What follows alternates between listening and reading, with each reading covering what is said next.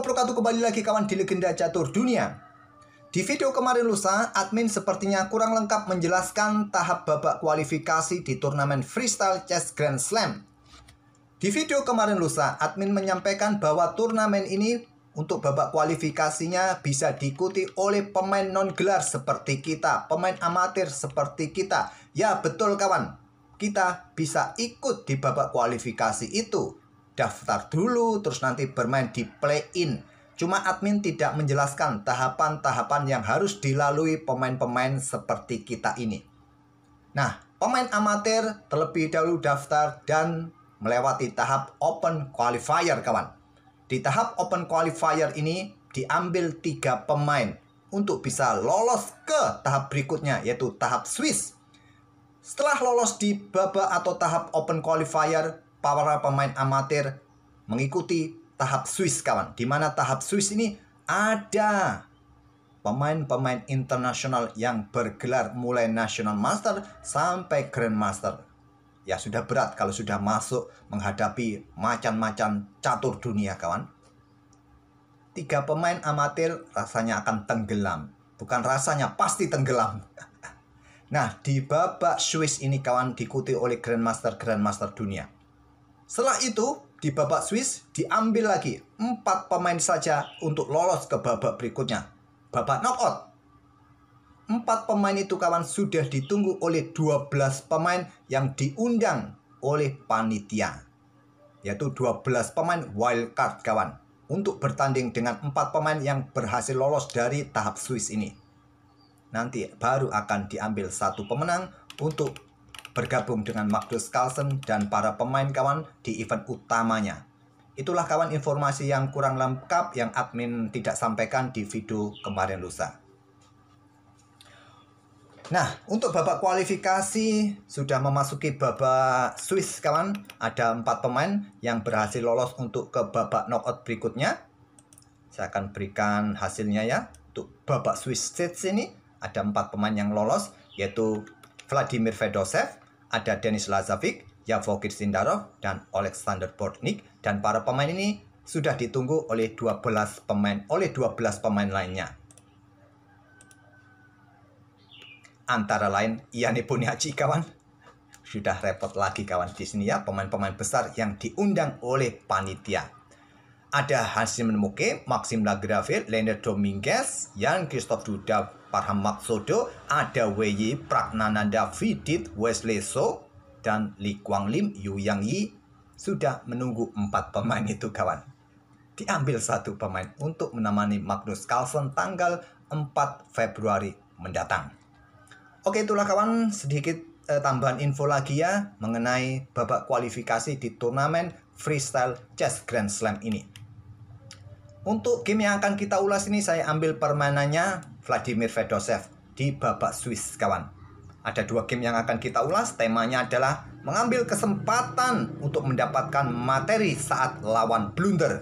Ada pada 2 game dari permainannya Vladimir Fedosev. Kita ke game pertama menghadapi Mahdi Muradi pada game keempat. Nanti kita susul menghadapi Jan Christophe Duda. Maksud saya menghadapi Jordan Van Foreest pada game ke-8. Oke, permainannya Vladimir Fedosev menghadapi Mahdi Muradi pada game keempat terlebih dahulu. Pion F4 kawan. Oh ya, di turnamen ini menggunakan permainan catur 960 atau Fischer Random ya. Bagi kawan-kawan yang belum familiar dengan catur seperti ini, sedikit akan kembali saya jelaskan bahwa turnamen Fischer Random atau permainan Fischer Random adalah sebuah permainan catur tidak seperti catur pada umumnya, di mana buah pada baris pertama dan baris belakang baris 8 kawan, terutama raja dan para perwira yang lain diacak sedemikian rupa. Jumlah acakannya sebanyak 960. Oleh karena itu disebut catur 960 ataupun Fischer Random.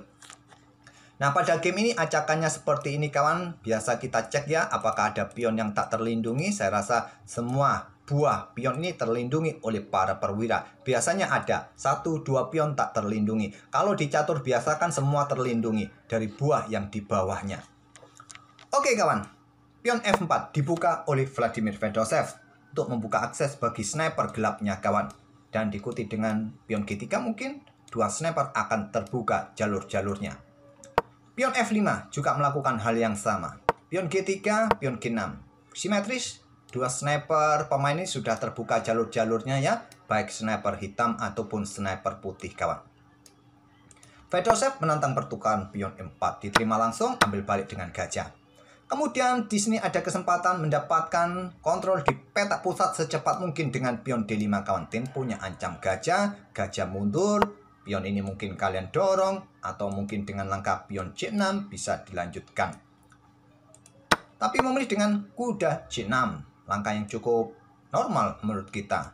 Ya kalian tahulah di permainan catur 960 atau Fischer Random tidak ada teori pembukaan ya.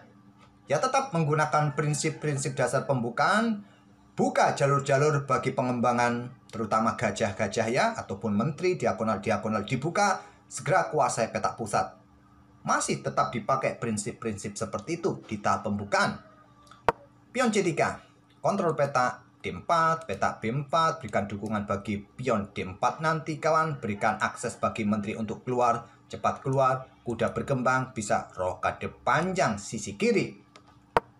Pion E5 menantang pertukaran, atau kalian bisa juga tetap memainkan pion D5 kawan. Tapi memilih dengan pion E5. Diterima, bukan opsi yang kuat. Opsi yang kuat gajah tarik mundur, berikan akses benteng ini kawan di lajur E. Tapi langsung menerima pion F pukul pion E5. Kuda yang ambil balik pion E5 dan kuda D berkembang ke E3.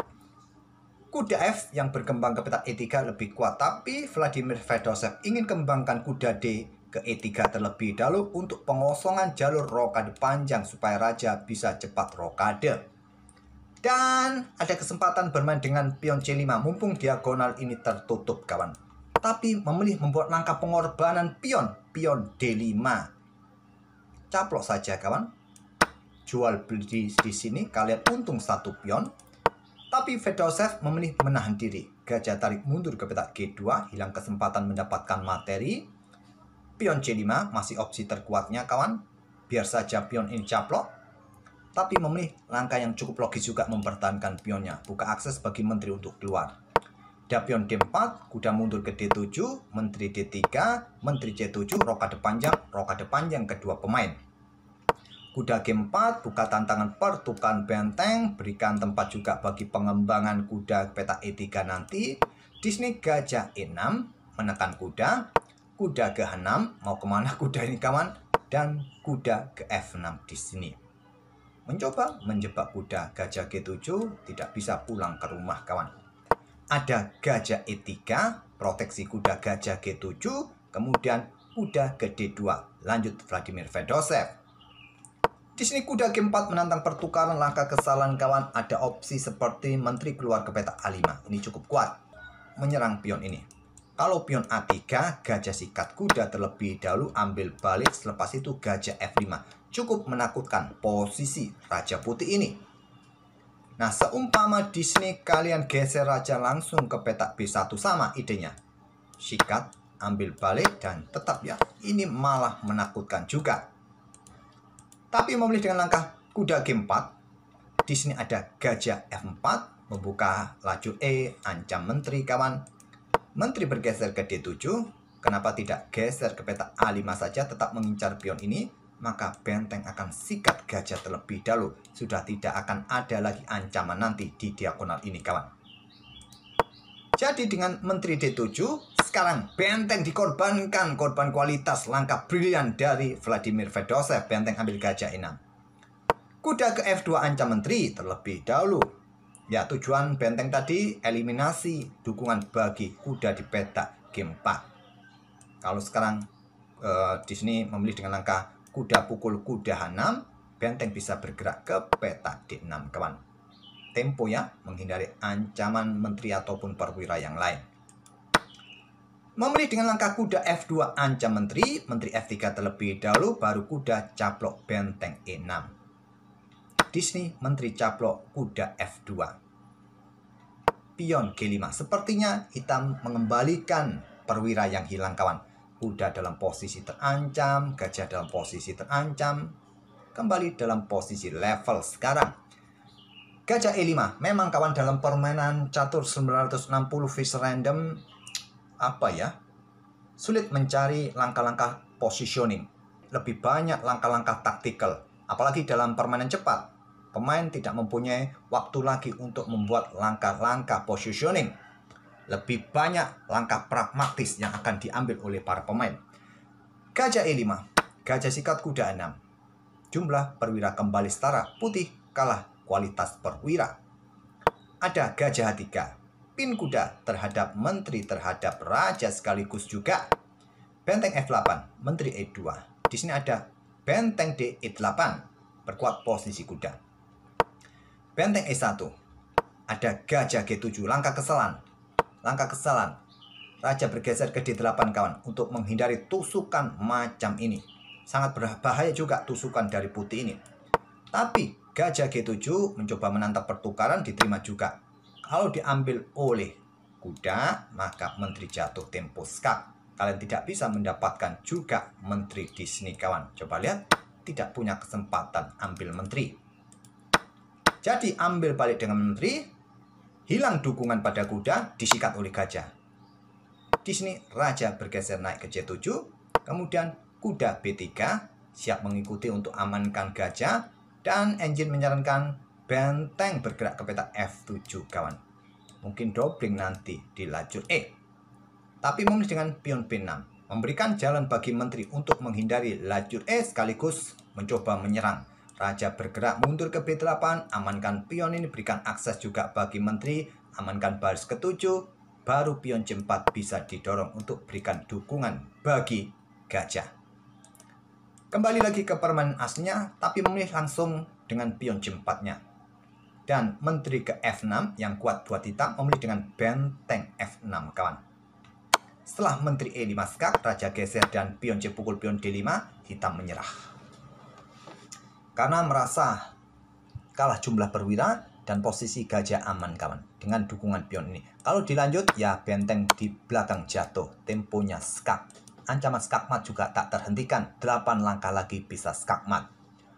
Oke, ke game berikutnya kawan, idenya sama, memanfaatkan kesalahan lawan untuk mendapatkan 1 perwira. Masih Vladimir Fedosev pegang putih. Kali ini lawannya adalah Jordan Van Forest pada game ke-8. Pion E4 kawan untuk kuasai peta pusat ya. Tentu prinsipal buka akses bagi menteri juga keluar di diagonal ini. Pion E5, kemudian kuda E2, ada pion F5. Nah, engine menyarankan terima langsung. Memilih dengan pion G3, buka akses snipernya. Pion F pukul pion E4, ambil balik dengan gajah. Kuda F6 serang gajah, gajah G2. Kemudian di sini kuda C6 dan pion F4 juga bisa tantang pertukaran pion pusat ataupun pion D3, berikan akses bagi gajah gelap berkembang kawan. Memilih dengan langkah pengembangan kuda ke C3 terlebih dahulu. Oke, nggak ada masalah. Gajah H5, pion D3 baru dimainkan, berikan tempat bagi gajah juga kontrol ya peta E4 ini. Benteng E8, pion H3, pion G5, ada gajah D2 serang pion H6 kawan, kemudian pion F4 tantang Vladimir Fedosev, diterima dengan pion E pukul pion F4, buka lajur E-nya, dan raja juga segera bisa rokade panjang. Pion G pukul pion F4, nah bisa dorong maju pion G4 ini kawan, memilih dengan rokade panjang, menyerahkan 1 pion, membuat langkah pengorbanan pion, diterima, pion F pukul pion G5, pion H ambil balik pion G5, tidak langsung diambil balik kawan, kalian ambil balik juga nggak ada masalah, mungkin nanti menteri keluar ke peta G7. Memilih kuda G3 serang gajah, menteri C5, cukup ke D6 yang kuat, ke C5. Apa yang menjadi masalah? Ada tantangan menteri G1 dan sebaiknya terima saja kawan, terima saja ataupun juga angkat benteng, maju ke E5 atau geser mungkin ke peta D4, menantang pertukaran di peta D4 saja, memilih ke peta E5 untuk serang kuda. Apa langkah terbaiknya bagi putih? Ya sikat saja kuda ini, buka akses menteri, pertahankan posisi kuda. Gajah sikat kuda C6, lanjut Vladimir Fedosev, ambil balik menggunakan pion D, terbuka diagonal terang kawan, langkah blunder termasuk ini. Ambil balik menggunakan pion B ini juga repot kawan, karena memberikan kesempatan menteri caplok pion di peta A7. Dan coba lihat, ada ancaman skakmat, berikan ruang pergerakan bagi raja, kawan. Ambil balik menggunakan pion D, terbuka diagonal terang. Kalian juga masih bisa ambil pion ini, bisa. Cuma kurang bagus, kawan, karena kuda kalian dalam posisi terancam juga. Jadi di sini, Fedoshev memilih ambil gajah terlebih dahulu. Kuda ambil gajah H5, ambil balik, kawan. Apakah kalian mau meluncur ambil pion di sini? Tentu tidak ya. Mendapatkan kuda saja. Vladimir Fedoshev melangkah menteri G4, dapat kuda, kawan. Raja geser, menteri ambil kuda. Benteng D5, benteng F1, Jordan van Forest menyerah. Karena putih akan rokade di langkah berikutnya, raja aman, dan putih unggul jumlah perwira, menang kuda. Ya, tadi kalau kuda ini sikat benteng, ya wassalam ya. Satu langkah wassalam. Oke, itulah kawan 2 game dari permainan Vladimir Fedoshev di babak penyisian Swiss. Fedoshev lolos ke babak berikutnya, akan ditunggu 12 pemain kuat lainnya di babak knockout, babak kualifikasi. Oke, semoga permainan dari Vladimir Fedoshev dengan catur 960 ini kawan bisa menghibur kalian. Admin juga terkadang pusing kawan menjelaskan game seperti ini. Kalau admin mengulas game catur 960, tidak banyak yang nonton, tidak suka pemain-pemain Indonesia dengan catur 960. Tapi admin lebih cenderung suka ya, agar tidak bosan melulu dengan pembukaan-pembukaan catur pada umumnya. Oke, kita akan bertemu di video-video berikutnya. Terima kasih. Wassalamualaikum warahmatullahi wabarakatuh.